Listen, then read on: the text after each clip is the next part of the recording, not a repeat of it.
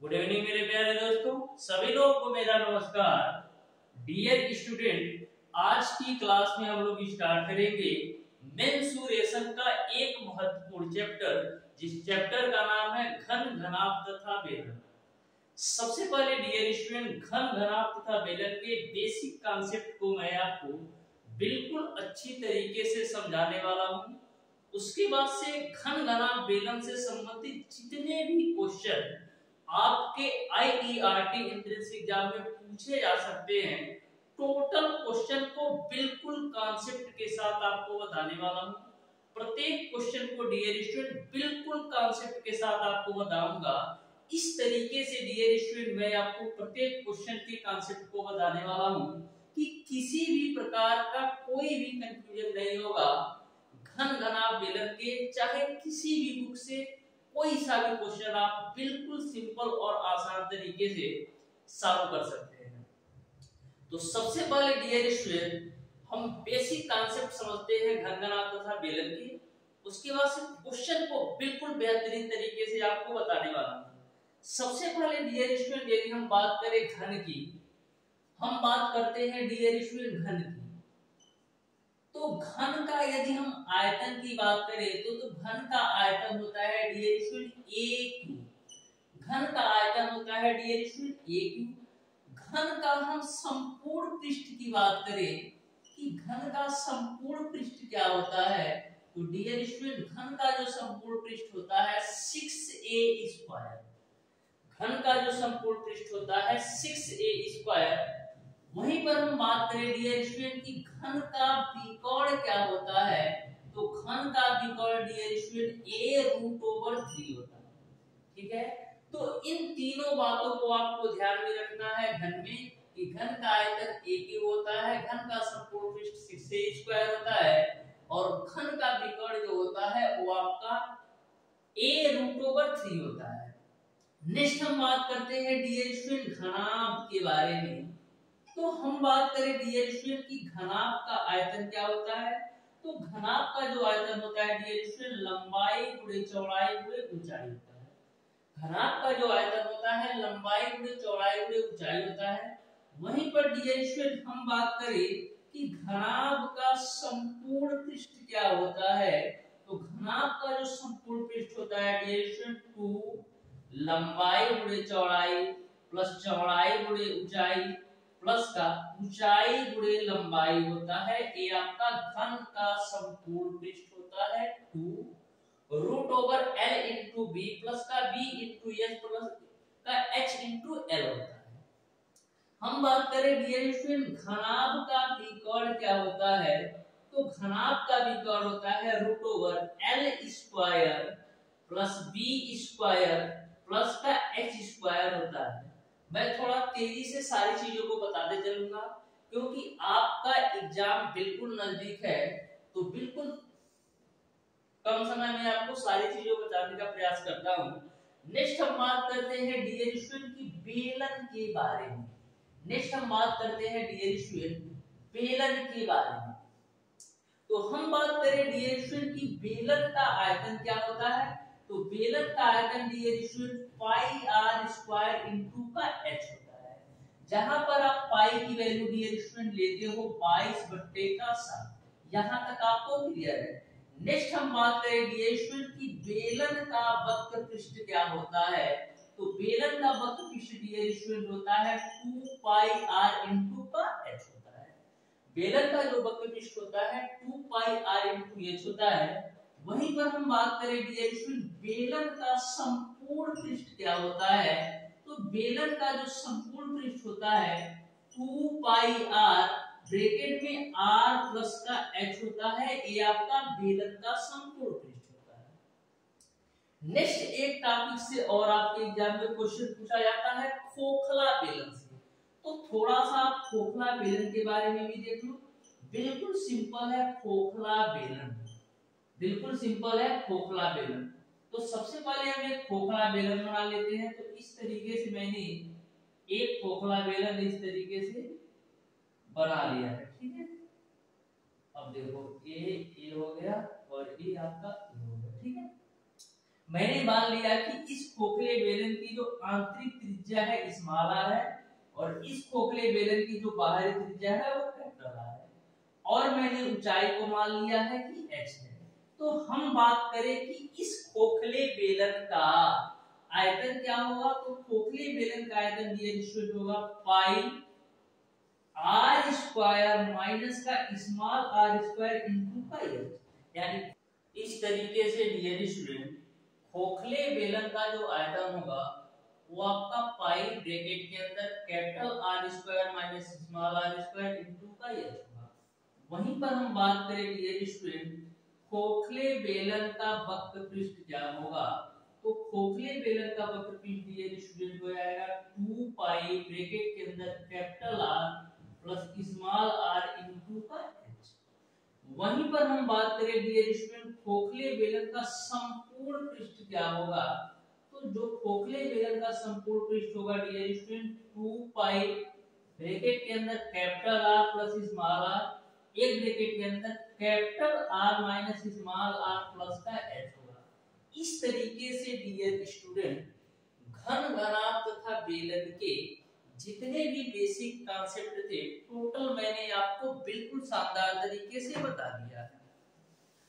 अब dear student घन घनाभ तथा बेलन के प्रत्येक क्वेश्चन को बिल्कुल कॉन्सेप्ट के साथ आपको बताने वाला हूं। बिल्कुल आप ध्यान से अच्छी तरीके से प्रत्येक क्वेश्चन के कॉन्सेप्ट को समझिएगा, बिल्कुल बेहतरीन तरीके से डियर स्टूडेंट सारे क्वेश्चन के कॉन्सेप्ट आपको बताने वाला हूं। प्रत्येक क्वेश्चन को डियर स्टूडेंट इस तरीके से मैं आपको बताने वाला हूं कि इस टाइप से क्वेश्चन यदि आपके एग्जाम में पूछ लिया जाएगा तो मैक्सिमम आप 15 से 20 सेकंड के अंदर प्रत्येक क्वेश्चन को सॉल्व कर पाएंगे। तो ध्यान से प्रत्येक क्वेश्चन के कॉन्सेप्ट को समझिएगा।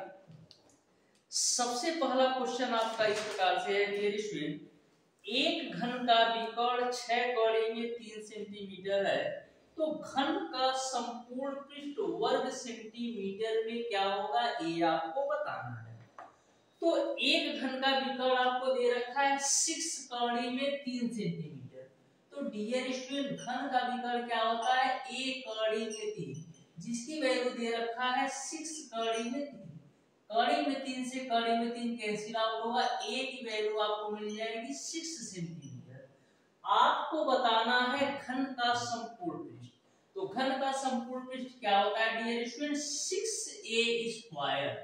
तो 6a की वैल्यू 6 है, तो 6 का स्क्वायर करोगे 36 मिलेगा और 36 का गुणा 6 में करोगे तो 216 वर्ग सेंटीमीटर हो जाएगा। यानी कि घन का जो संपूर्ण पृष्ठ होगा 216 वर्ग सेंटीमीटर होगा। इस तरीके से क्वेश्चन नंबर 1 का ऑप्शन नंबर ए सही हो जाएगा। तो आप देख सकते हैं यदि आपको बेसिक कॉन्सेप्ट अच्छी तरीके से पता है तो किसी भी क्वेश्चन को सॉल्व करने में मैक्सिमम 10 से 15 सेकंड लग रहे हैं। देखते हैं डियर स्टूडेंट क्वेश्चन नंबर 2।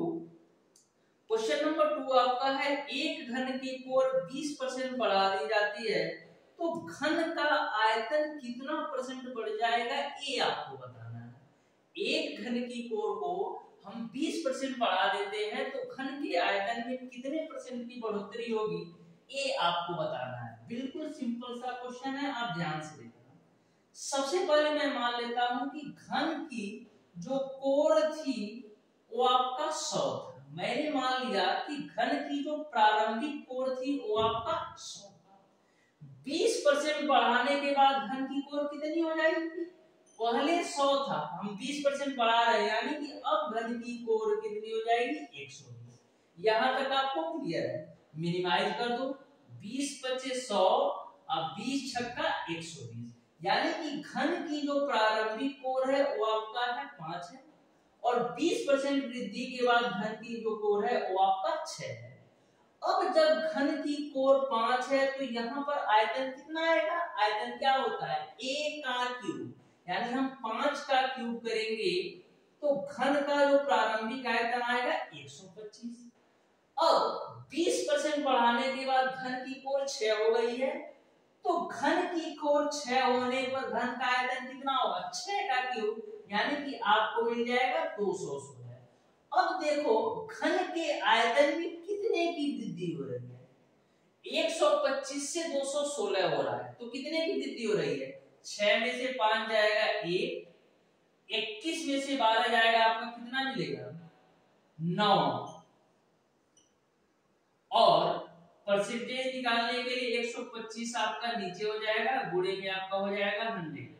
अब काट लो, 25 चौका 100, 25 25 125, तो कितना मिल जाएगा? 4 एकम 4 और 4 9 36 बट्टे का 5, 5 से काट लो तो 5 सत्ते 35, बचे 1 4 5 गुना 10, फिर 5 40, यानी 72.8% की वृद्धि हो जाएगी। कब? यदि हम घन की कोर को 20% बढ़ा दे तो घन के आयतन में 72.8% की वृद्धि होगी। इस तरीके से क्वेश्चन नंबर 2 का ऑप्शन नंबर बी जो होगा बिल्कुल राइट आंसर होगा। बढ़ते हैं डियर स्टूडेंट क्वेश्चन नंबर 3 पर। बिल्कुल बेहतरीन तरीके से सारे क्वेश्चन के कॉन्सेप्ट को आपको बताने वाला हूं, बिल्कुल ध्यान से समझते जाना डियर स्टूडेंट। प्रत्येक क्वेश्चन आपके एग्जाम के पॉइंट ऑफ व्यू से अति महत्वपूर्ण है। तो क्वेश्चन नंबर 3 आपका है डियर स्टूडेंट, दो घनों के आयतनों में 8:27 का अनुपात है, उनकी कोरों में क्या अनुपात होगा? ए आपको बताना है। दो घनों की आयतनों में 8:27 का अनुपात है, तो उनकी कोरों में क्या अनुपात होगा? ए आपको बताना है। तो पहले घन का आयतन आपका A1 का क्यों मान लेता हूं, दूसरे घन का आयतन मैंने मान लिया A2 का, और इसका जो अनुपात दे रखा है 8:27, तो A1 अनुपात A2 की वैल्यू निकालोगे कितना आएगा? 2:3 हो जाएगा। यानी घन की कोरों के बीच जो अनुपात होगा 2:3 होगा, यानी ऑप्शन नंबर 3 का क्वेश्चन नंबर 3 का ऑप्शन नंबर डी सही हो जाएगा। बढ़ते हैं डियर स्टूडेंट हम नेक्स्ट क्वेश्चन पर, जो कि आपका है क्वेश्चन नंबर 4। बहुत ही बेहतरीन क्वेश्चन है। क्वेश्चन नंबर 4 आपसे पूछा गया है कि 10 मीटर लंबे, 6 मीटर चौड़े तथा 4 मीटर ऊंचे कमरे में रखी जा सकने वाली छड़ की अधिकतम लंबाई क्या होगी? ये आपको बताना है। तो हमेशा आप ध्यान में रखिएगा कि किसी भी कमरे में सबसे लंबी छड़ हो या कोई भी वस्तु रखी जा सकने वाली जो लंबाई होती है ना, वो भी कौड़ी होती है। जैसे डियर स्टूडेंट आप ध्यान से देखना, ये जैसे आपका कोई एक है, ये जैसे आपका घनाभ टाइप का कोई है, तो सबसे लंबी छड़ हम किस तरीके से रख सकते हैं? सबसे लंबी छड़ हम बिखरता रख सकते हैं, यानी कि डायगोनल शेप में यदि हम रखेंगे तो सबसे लंबी छड़ रख सकते हैं। तो यहाँ पर आपको डायरेक्टली डायगोनल निकाल लेना है। तो घनाभ का डायगोनल क्या होता है? घनाभ का विकर्ण क्या होता है? √L² + B² + S²।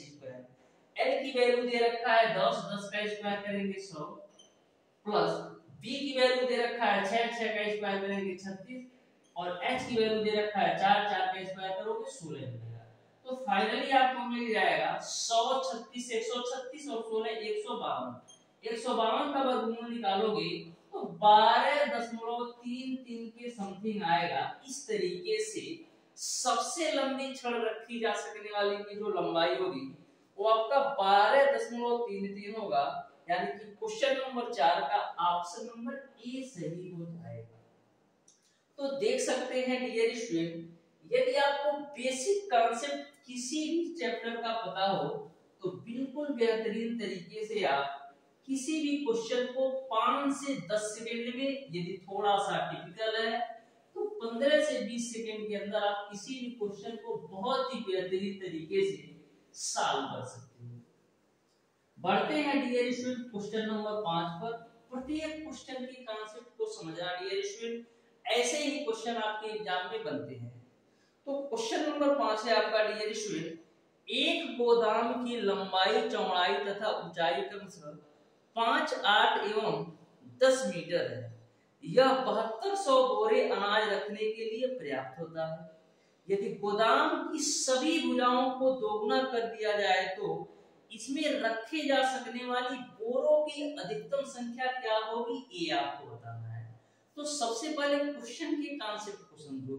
क्वेश्चन में ऐसा बोला गया है कि एक गोदाम की लंबाई, चौड़ाई और ऊंचाई 15, 8 और 10 मीटर है, जो कि 7200 बोरे अनाज रखने के लिए पर्याप्त है। अब यह बोला जा रहा है यदि गोदाम की सभी बीमाओं को दोगुना कर दिया जाए, यानी लंबाई को भी हम दोगुना कर दे, चौड़ाई को भी हम दोगुना कर दे और ऊंचाई को भी हम दोगुना कर दे, तो कितने बोरी अनाज आप रख सकते हो, ये आपको बताना है। तो बिल्कुल बेहतरीन सा क्वेश्चन है, ध्यान से देखना। सबसे पहले हम ये देख लेते हैं डियर स्टूडेंट कि 15 गुणे 8 गुणे 10 मीटर के गोदाम में 15 गुणे 8 गुणे 10 मीटर के गोदाम में कितनी बोरी अनाज आ जाती है। तो यहाँ पर गोदाम का जो आयतन है वो कितना है, 15 गुणे 8 गुणे 10, यानी कि 15 लंबाई है, उसके बाद से 8 चौड़ाई है और 10 मीटर ऊंचाई है। इतने मीटर क्यूब आयतन में हम 7200 बोरी अनाज रख सकते हैं। जब गोदाम की बीमाएं 15, 8 और 10 मीटर है तो हम 72 बोरी अनाज रख सकते हैं, यानी कि इतना मीटर क्यूब आयतन में हम 7200 बोरी अनाज रख सकते हैं। एक जीरो से एक जीरो काट दो, फिर 8 से काटेंगे तो 8 9 आपका हो जाएगा 72 जीरो, फिर 15 से काट दो तो 15 छक्का 90, यानी कि हम देख सकते हैं कि 1 मीटर क्यूब आयतन में 6 बोरी अनाज आ जाती है। क्या 1 मीटर क्यूब आयतन में 6 बोरी अनाज आ जाती है। अब क्वेश्चन में यह बोला जा रहा है कि सभी बीमाओं को आप दोगुना कर दो। तो पहले लंबाई 15 थी, अब मैंने कर दिया 30, पहले चौड़ाई 8 थी, अब मैंने कर दिया 16, पहले ऊंचाई 10 थी, अब मैंने कर दिया 20। अब हम देख लेते हैं कि यदि हम सभी बीमाओं को दोगुना कर देते हैं तो गोदाम का आयतन कितना आता है। तो 16 गुना 32 दिया 96, 16 गुना 32 दिया 96, यानी 9600 आपका आ गया। यहाँ पर हम एक बार चेक कर लेते हैं।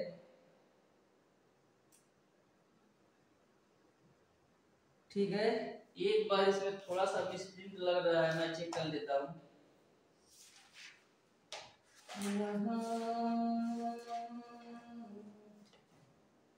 थोड़ा सा 1 मिनट टाइम दीजिएगा, मैं चेक कर लेता हूँ।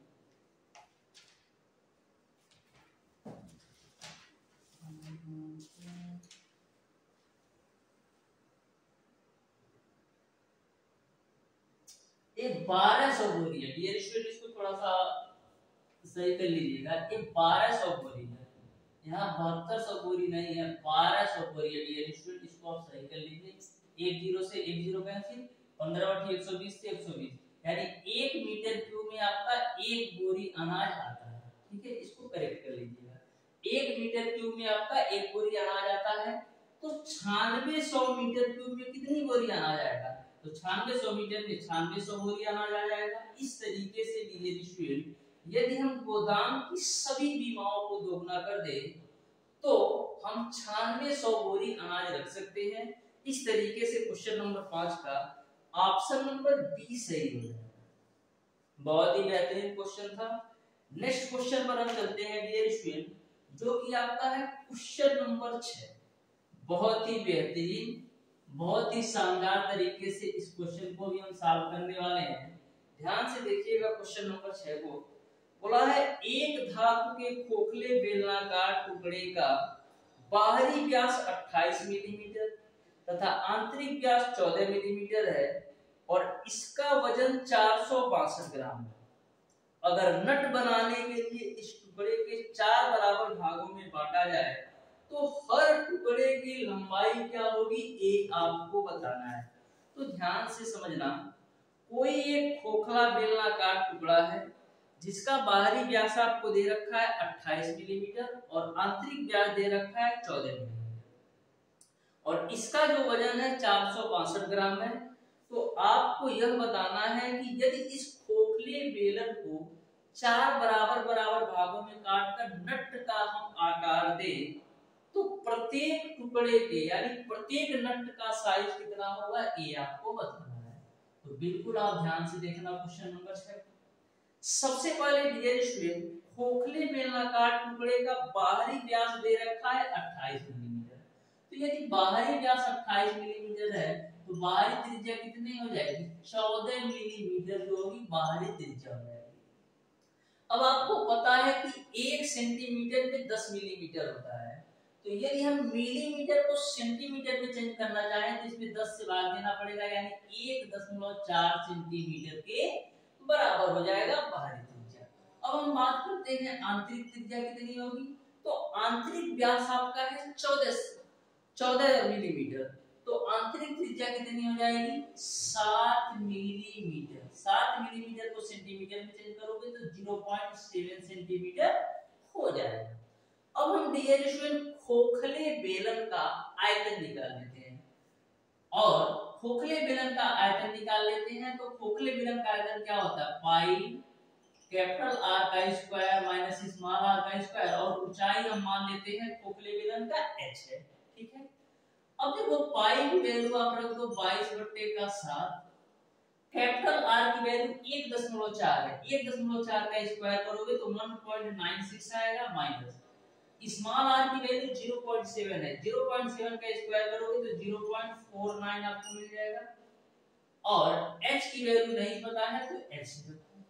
अब देखो क्या मिल जाएगा 22/7 गुणे 1.96 में से 0.49 घटाओ तो 16 में से 9 जाएगा 7, ठीक है ना, और 18 में से 4 जाएगा कितना मिलेगा 14, यानी कि 1.47 आपको मिल जाएगा। 7 से काटो तो 7 गुना 14 और 7 एकम 7, यानी कि 2 अंक में दशमलव, यानी कि 0.21, यानी फाइनली आपको मिल जाएगा 22 गुणे 0.21 गुणे h, ये आपका खोखले बेलन का आयतन होगा।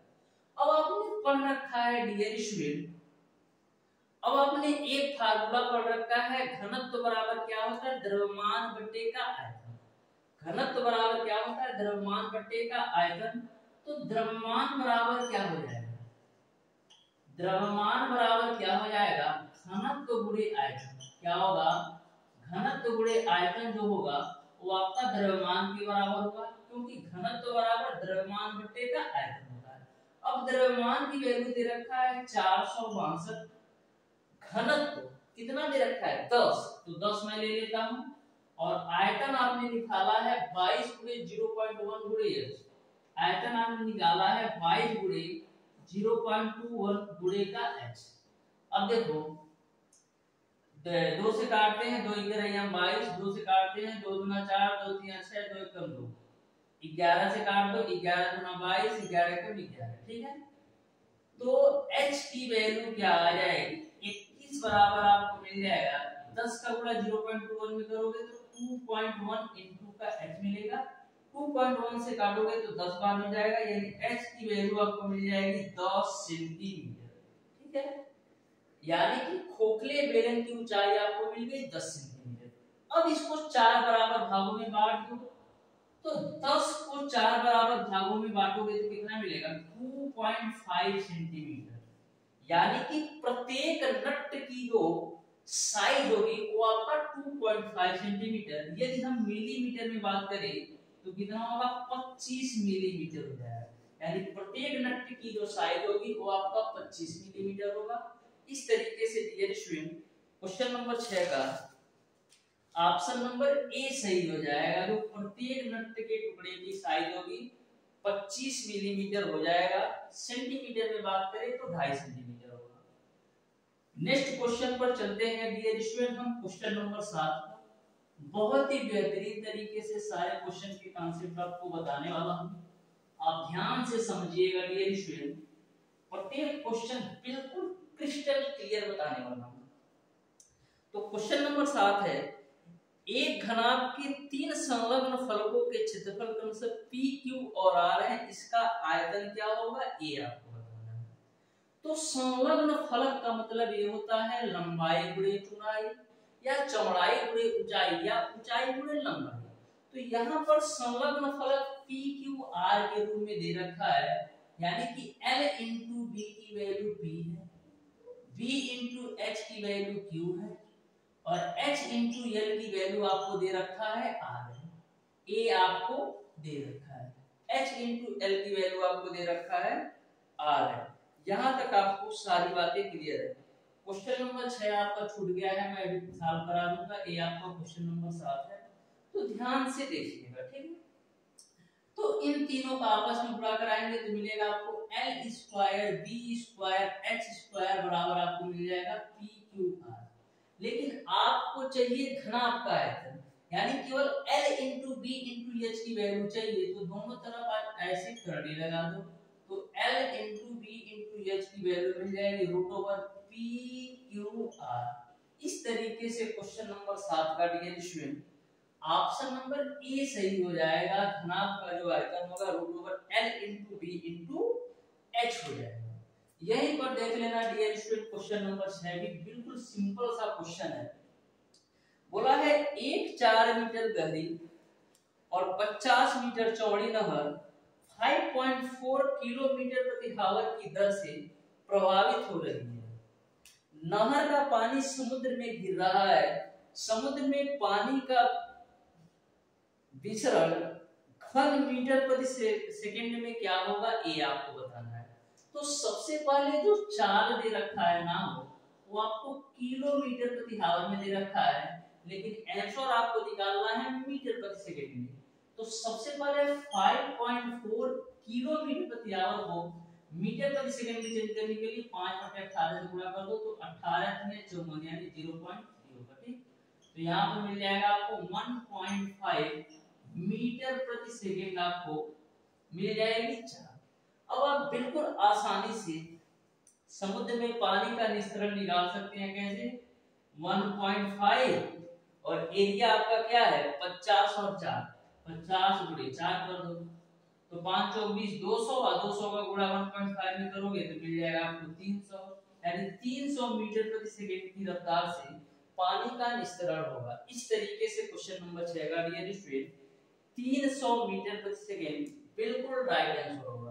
तो ऐसे ही क्वेश्चन आपके एग्जाम में बनते हैं। यदि आप अच्छी तरीके से पढ़कर जाओगे तो मैथ के 37 से 38 क्वेश्चन में कम से कम 30 क्वेश्चन तो बिल्कुल बेहतरीन तरीके से सॉल्व कर दिया होगे। और यदि आप और एफर्ट डालते हो और ज्यादा मेहनत करते हो तो 32 से 34 क्वेश्चन 100% सॉल्व करके आ जाओगे। क्वेश्चन नंबर 9 की तरफ बढ़ते हैं। क्वेश्चन नंबर 8 तक आपका हो गया है। क्वेश्चन नंबर 9 की तरफ बढ़ते हैं।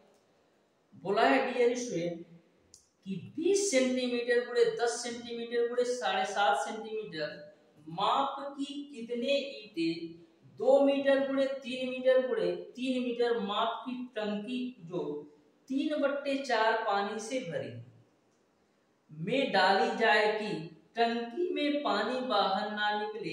एक ईंट अपने आयतन का 1/5 भाग पानी अवशोषित करता है। ध्यान से क्वेश्चन को समझिएगा। एक टंकी है जिसकी साइज है 2 मीटर गुणे 3 मीटर गुणे 3 मीटर, जो कि टंकी इसका जो है 3/4 भाग, टंकी का 3/4 भाग पानी से भरा है और 1/4 भाग पानी से खाली है। और इसमें डियर स्टूडेंट यह बोला जा रहा है कि 20 सेंटीमीटर गुणे 10 सेंटीमीटर गुणे 7.5 सेंटीमीटर की कितनी ईंटें डाला जाए कि पानी जो है टंकी के ऊपरी सतह पर आ जाए। जबकि एक ईंटा जो है ना डियर स्टूडेंट 1/5 भाग पानी का अवशोषित करता है। तो सबसे पहले हम क्या करते हैं, सबसे पहले हम ये देख लेते हैं एक ईंटे का आयतन कितना है। एक ईंट का आयतन हम देख लेते हैं। एक ईंट का आयतन हम देख लेते हैं कितना आता है। तो एक ईंट का आयतन कितना आएगा, लंबाई गुणे चौड़ाई गुणे ऊंचाई के बराबर, यानी कि 20 गुणे 10 गुणे 7.5, 20 गुणे 10 गुणे 7.5 कर लो तो कितना आएगा, ये आपका दशमलव से ये 0 खत्म हो जाएगा। तो 75 गुणे 20 कितना होगा, 75 गुना 150 यानी 1500 सेंटीमीटर क्यूब जो होगा ये आपका एक ईंट का आयतन होगा। एक ईंट का आयतन आपका 1500 सेंटीमीटर क्यूब होगा। अब डियर स्टूडेंट इस 1500 सेंटीमीटर क्यूब का 1/5 भाग पानी अवशोषित कर लेता है। तो एक ईंट द्वारा अवशोषित पानी निकाल लो। एक ईंट द्वारा अवशोषित पानी,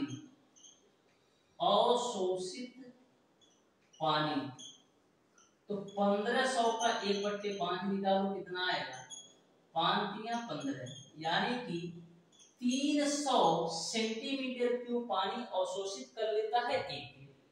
तो एक ईंट का पूरा आयतन 1500 सेंटीमीटर क्यूब है और एक ईंट जो है पानी का 300 सेंटीमीटर क्यूब आयतन जो है अवशोषित कर लेता है।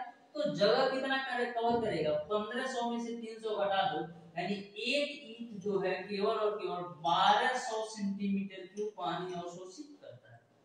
यहाँ तक आपको क्लियर है।